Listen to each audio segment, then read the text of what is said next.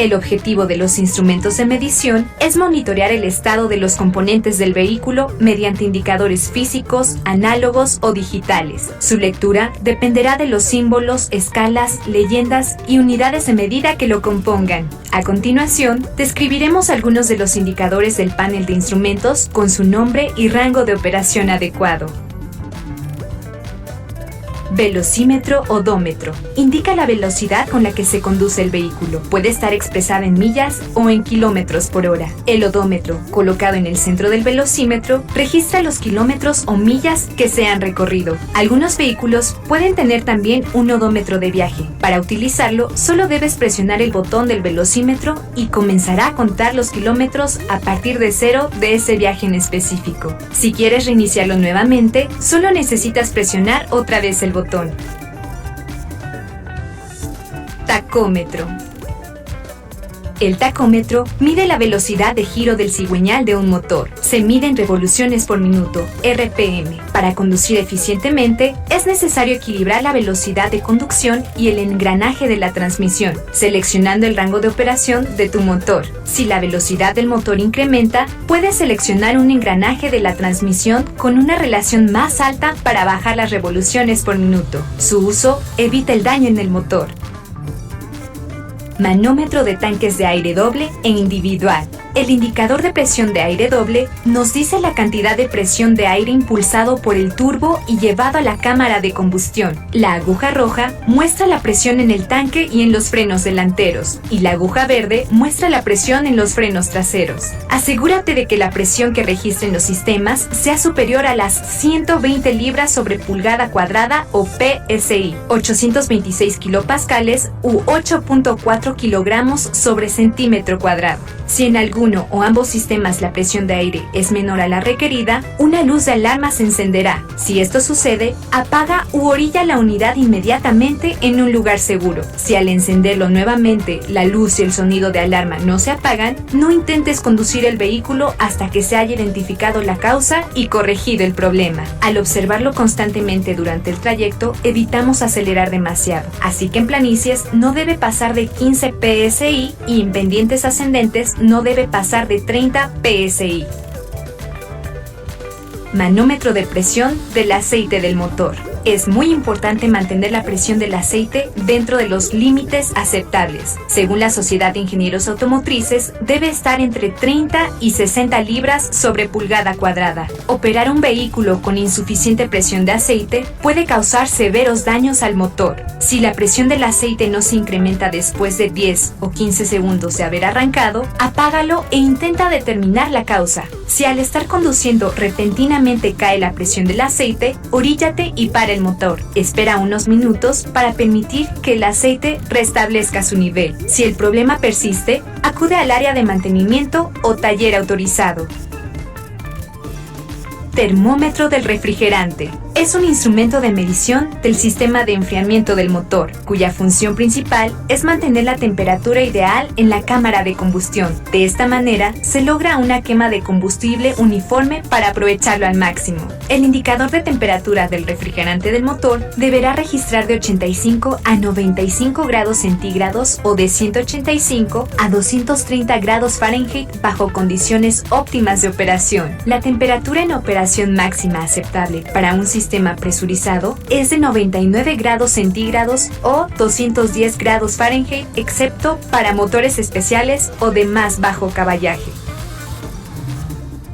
Termómetro de aceite.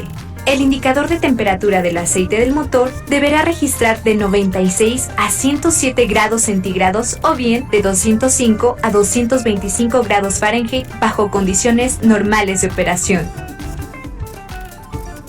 Sobrecalentamiento. El sistema de enfriamiento se puede sobrecalentar si el nivel del refrigerante está más bajo del nivel normal o si existe una pérdida repentina del mismo. Esto puede ocurrir debido a condiciones severas de operación, tales como ascensión de una pendiente larga en un día caluroso, detener el vehículo inmediatamente después de haber conducido a altas velocidades o haber empleado un aceite de motor inadecuado. Quitar el tapón del radiador en un sobrecalentamiento es muy peligroso. El vapor y el fluido bajo bajo presión pueden causar graves quemaduras, por eso te recomendamos 1. Detener la marcha del vehículo sin parar el motor, a no ser que el dispositivo de bajo nivel de refrigerante indique que existe pérdida. 2. Verificar con la transmisión en neutral que la presión del aceite del motor se encuentre normal. Incrementar la velocidad del motor de 1100 a 1200 revoluciones por minuto como máximo y regresar el motor a la velocidad de holgar después de 2 o 3 minutos. 3. Si no ha descendido la temperatura, detener el motor y dejarlo enfriar antes de verificar si el nivel de refrigerante se encuentra bajo.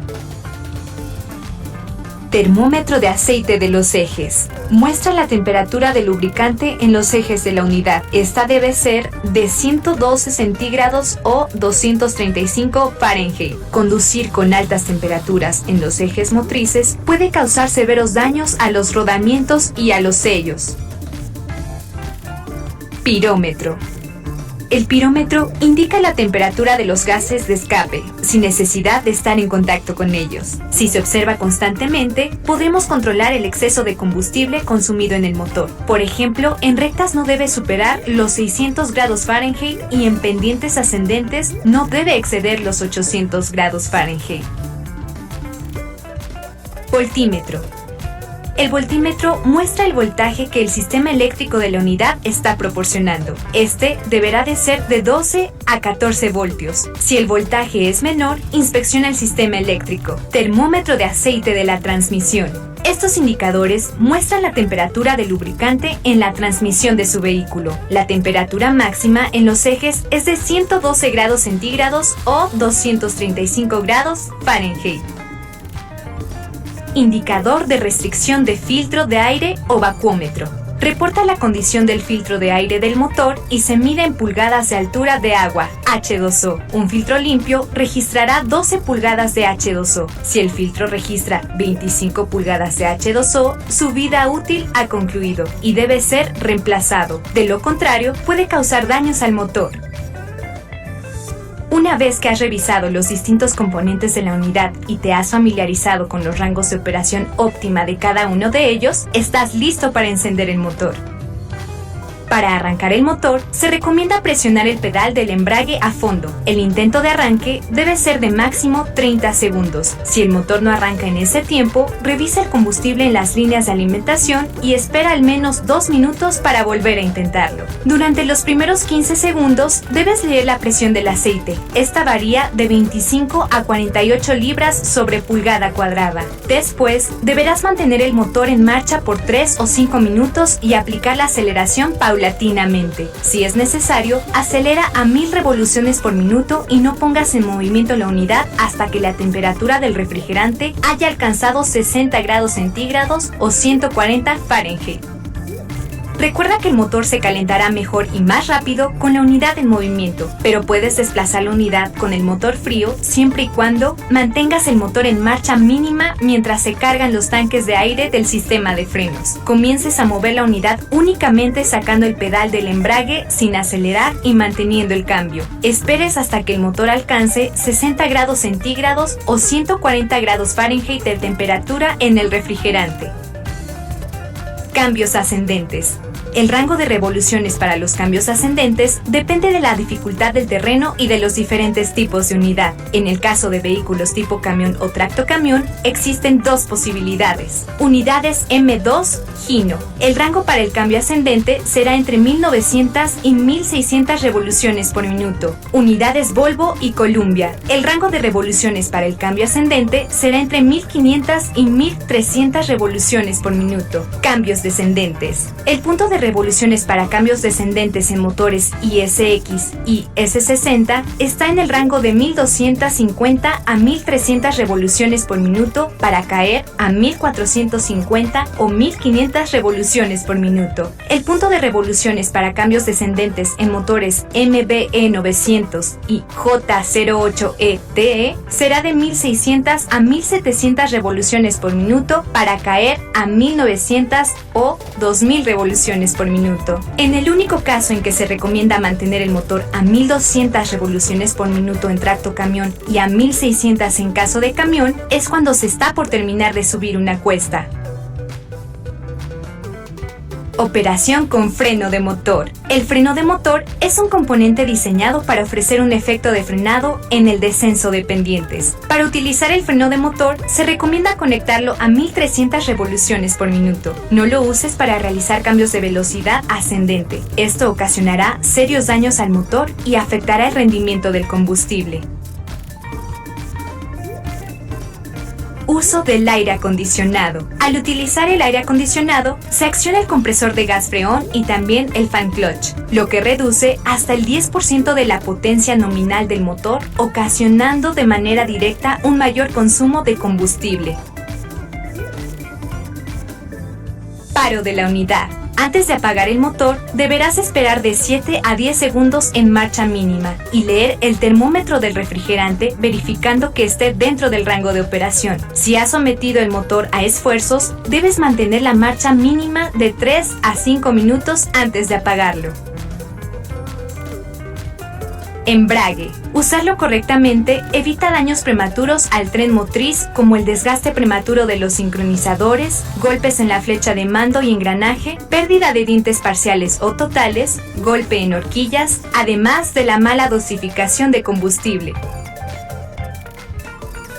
Transmisión. La transmisión es el conjunto de componentes mecánicos que permiten multiplicar o desmultiplicar la fuerza que proporciona el motor. Esta característica nos permite conducir la unidad a diferentes velocidades y condiciones de terreno.